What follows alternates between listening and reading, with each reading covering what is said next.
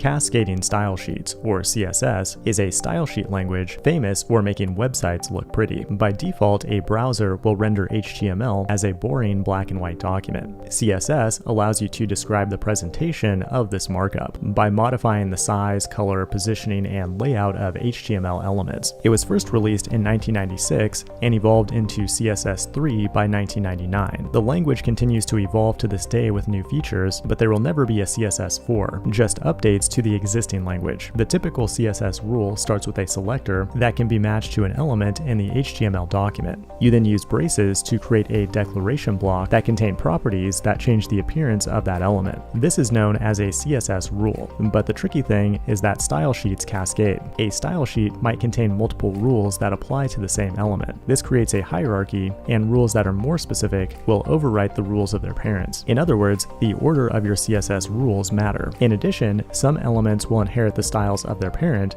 but others will not. Ultimately, the browser uses the concepts of cascade, specificity, and inheritance to control which styles are applied to an element. To get started, open up a style tag in any HTML document. A selector can target all HTML elements of a certain type, multiple related elements with a custom class, or a single element with an ID. Now, think of every HTML element like a box. The content is in the middle, followed by padding, border, and a margin. The amount of real estate used by every area in the box can be customized by defining properties like padding and margin. They can take explicit pixel values or responsive values that are relative to the parent element or a percentage of the viewport itself. Now, these boxes will bump into each other to make up a web page, but you can use tools like flex layout and grid layout to control how they flow together in a sophisticated way. It can also detect user interaction with pseudo selectors like hover. CSS also makes it possible to add logic to your code with variables or custom properties, and by making media queries that can apply styles conditionally based on the size or type of device. And it can even handle complex animations with transitions and keyframes. This has been Cascading Style Sheets in 100 seconds. Hit the like button and subscribe if you want to see more short videos like this. Thanks for watching, and I will see you in the next one.